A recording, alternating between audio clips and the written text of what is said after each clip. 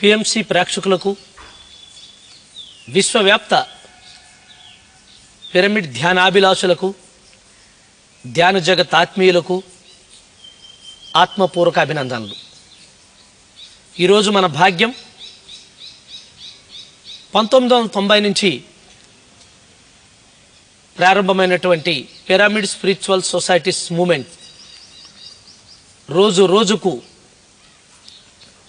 అప్రహితంగా విస్తరిస్తూ కోట్లాది మంది వసుదైక కుటుంబానికి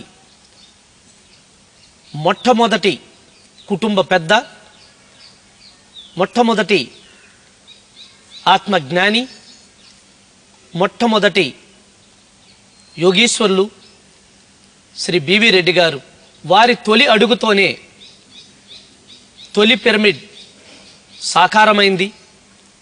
ఈవేళ లక్షలాది పిరమిడ్లకు, కోట్లాది ప్రజలకు పిరమిడ్ ధ్యాన శక్తిని, ఆధ్యాత్మిక ప్రభంజనాన్ని, బ్రహ్మానందమయ జీవన విధానాన్ని ఈరోజు మనం ఇంతగా విస్తృతంగా తెలుసుకోగలుగుతున్నామంటే పత్రిజీ ఎంచుకున్నటువంటి మొట్టమొదటి యోధుడే మన శ్రీ బివి రెడ్డి గారు.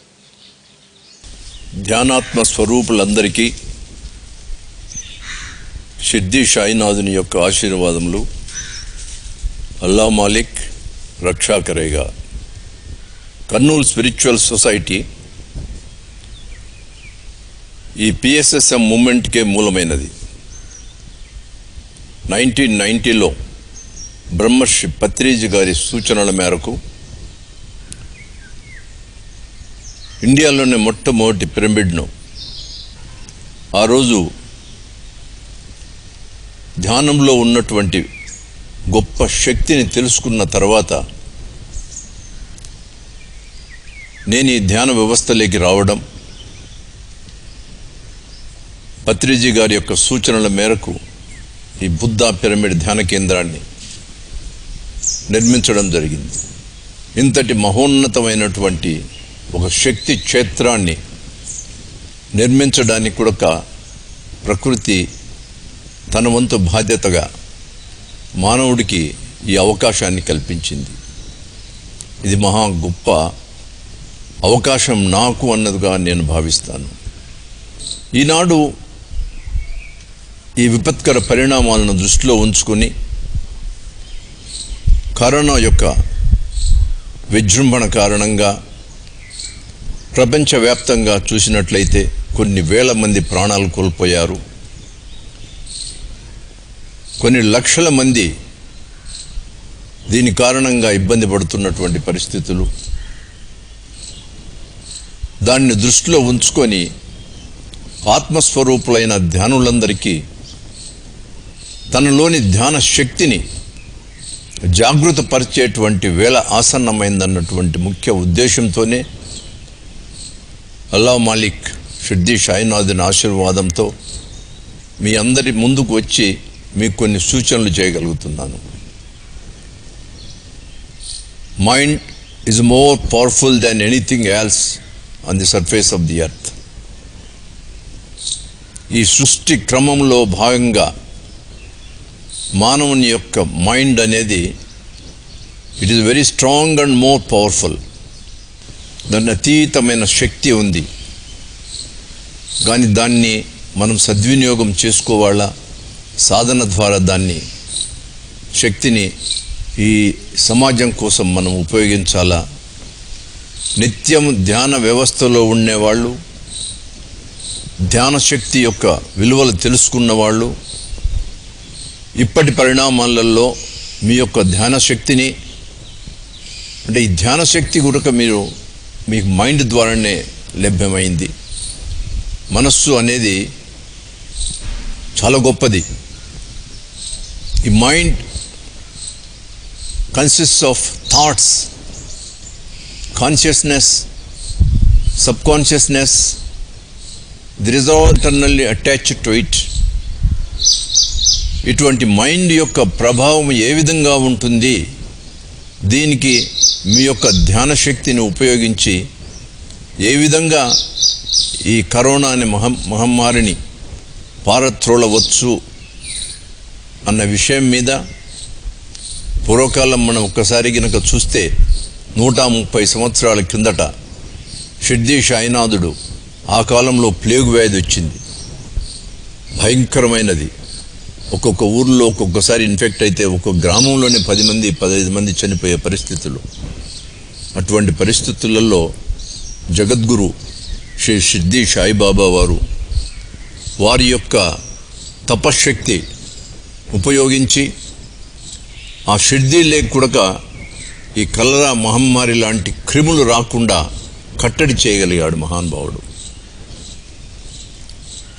ప్రకృతిలో భాగమైనటువంటి ఆ మహానుభావుని సూచనల మేరకు ఈనాడు జరుగుతున్న వ్యవస్థలో కూడా ధ్యాన శక్తిని ఉపయోగించి ఈ కరోనాను కట్టడి చేయగలిగినటువంటి శక్తి ధ్యానాత్మ స్వరూపులైనటువంటి మీ అందరికీ ఉంది. దాని విషయమై మీలోని శక్తిని జాగ్రత్త పరచాలన్నటువంటి ఉద్దేశంతోనే నేను ఈనాడు మీకు ఈ విషయాలను తెలియచేస్తున్నాను. Mind is part of the universal evolution. ఈ ప్రకృతిలో ఒక భాగం. ఆ మైండ్ యొక్క శక్తి సామాన్యమైంది కాదు. ధ్యాన వ్యవస్థలో ఉన్నప్పుడు మనస్సు అనేది ఏకాగ్రతను సంతరించుకున్న తర్వాత మీరు సమాధి స్థితిలో చేరుకోగలిగినప్పుడు ప్రకృతి నుండి ఈ కాస్మిక్ ఎనర్జీ ఫ్లోస్ అనేది విపరీతంగా మీ మీద వస్తూ ఉంటాయి. ఆ కాస్మిక్ ఎనర్జీ ఫ్లోస్ అనేది నీ మీద పడినప్పుడు నీ బాడీలోని అన్ని సెల్స్ కూడా దాన్ని అబ్జర్వ్ చేసుకునే కెపాసిటీ ఉంటుంది. ఎప్పుడైతే కాస్మిక్ ఎనర్జీని నువ్వు అబ్జర్వ్ చేసుకోవడం మొదలు పెడతావో నీ heart cells, brain cells, they are very fast in observing the energy.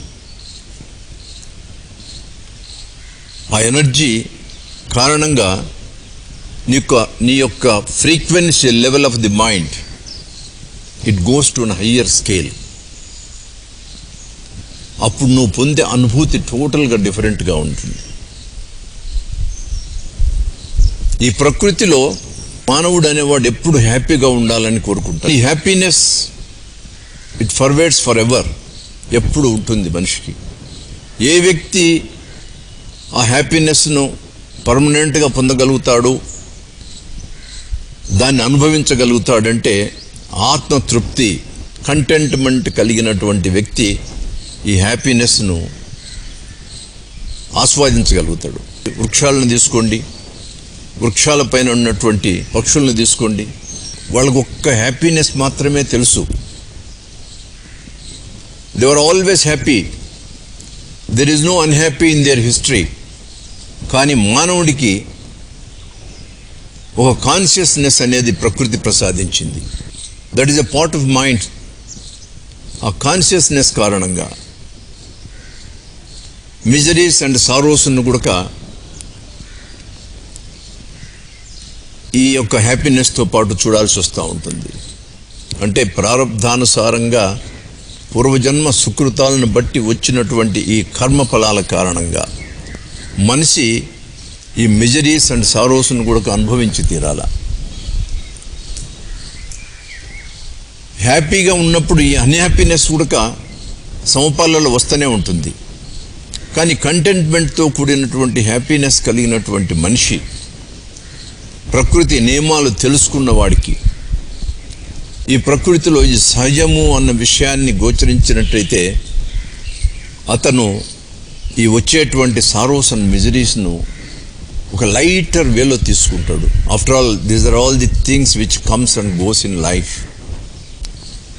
As a human being ప్రారబ్ధానుసారంగా వచ్చినటువంటి కర్మఫలాలను నేను తప్పక అనుభవించాల్సిందే. I can face it. Same time I must be happy always. నేను ఎప్పుడు హ్యాపీగా ఉండాలని కోరుకుంటాడు. ఏ వ్యక్తి హ్యాపీగా జీవించడం మొదలు పెడతాడో అతను భయము అనేది అతన్ని ఆవహించదు ఎప్పుడే. కానీ ఏ వ్యక్తి భయము భ్రాంతికి లోను కాకుండా ఉంటాడో తను ఒక ప్రేమైక జీవిగా సమాజంలో జీవించగలడు.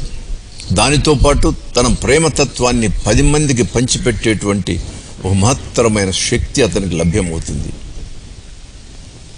ఈ కాన్షియస్నెస్కు అంత గొప్ప ప్రాధాన్యత ఉంది. నేను ఎందుకు చెప్తున్నాను కాన్షియస్నెస్ మీద మీకు ఇన్నిసార్లు అంటే, ముఖ్యంగా mind consists of thoughts as well as consciousness, then subconscious state of mind also is there. ఈ థాట్స్ అనేది వచ్చినప్పుడు they are more powerful when it goes through mind, when it travels through mind. Next will be through subconscious state of mind. Then it becomes very powerful, very powerful. ఈ mind యొక్క కాన్షియస్నెస్ను గురించి, ఈ థాట్ను గురించి, thought యొక్క పవర్ను గురించి నేను ఎందుకు మీకు గుర్తు చేస్తున్నానంటే, నువ్వు ధ్యాన వ్యవస్థలో ఉన్నప్పుడు, నువ్వు సమాధి స్థితిలోకి చేరుకున్నప్పుడు, ప్రకృతి నుంచి వచ్చేటువంటి ఈ కాస్మిక్ ఎనర్జీ ఫ్లోస్ను అబ్జార్బ్ చేసుకోవడం మొదలుపెట్టినప్పుడు, నీ శరీరంలోని ప్రతి సెల్ కూడా దాన్ని అబ్జార్బ్ చేసుకుంటూ ఉంటుంది. దానివల్ల నీ యొక్క ఫిజికల్ సిస్టంలో మార్పే కాకుండా frequency level of the mind goes to higher scales because the absorption of cosmic energy. When it starts going to higher scales, the consciousness of the mind is going to expand, start expanding it. ఈ consciousness అనేది ఏ పుస్తకాలలో కూడా మీకు లభ్యమైంది కాదు. 8 సంవత్సరాల కిందట షిర్డీ సాయినాథుని అనుగ్రహంతో ఆ మహానుభావుని నోటి నుంచి వాల్జారిన పదజాలాలు కొన్ని ఈ కాన్షియస్ ఎక్స్పాన్షన్స్ గురించి చెప్పుకుంటూ వచ్చాడు. ఈ కాన్షియస్ ఎక్స్పాన్షన్స్ వల్ల మానవాళికి జరిగేటువంటి ఉపయోగాలు, ఈ సందర్భంలో అది ఎంతో ప్రయోజనకారిగా ఉంటుంది. అది 3 భాగాలుగా ఉంటుంది. నార్మల్ ఫిజికల్ బౌండ్ సిస్టంలో ఉన్నప్పుడు తన కాన్షియస్ లెవెల్స్ పెరగడం ఒక స్థాయి. ధ్యాన వ్యవస్థలో నువ్వు పొందే అనుభూతిని బట్టి, నీ స్థిరత్వాన్ని బట్టి, సమాధి స్థితిలో నువ్వు ఉన్నప్పుడు conscious levels goes to higher scale. Conscious expansions, higher expansions నడుస్తూ ఉంటుంది. అందుకనే 3 ways: ordinary conscious expansion, higher conscious expansion, then super conscious expansion. మొట్టమొదటిది ఆర్డినరీ కాన్షియస్ ఎక్స్పాన్షన్స్లో నువ్వు ఉన్నప్పుడు నీ మైండ్ చుట్టూ ఒక మ్యాగ్నెటిక్ వలయం ఏర్పడుతుంది. అంటే ఈ కాన్షియస్ అనేది ఒక మ్యాగ్నెటిక్ వలయంగా తయారైపోతుంది. When you are in a deep meditation, నార్మల్గా ఇది ఎక్స్పాండ్ కావడం మొదలుపెడుతుంది. ఆ ఎక్స్పాండ్ అయ్యేది 1 కిలోమీటర్ రేడియస్ కూడా ఎక్స్పాండ్ అవుతూ పోతుంది. నీ తల చుట్టూ నువ్వు విజువలైజ్ చేయగలిగితే ఆ తల చుట్టూ ఒక మ్యాగ్నెటిక్ ఫీల్డ్ క్రియేట్ అయి ఉంటుంది. This is because of conscious expansion.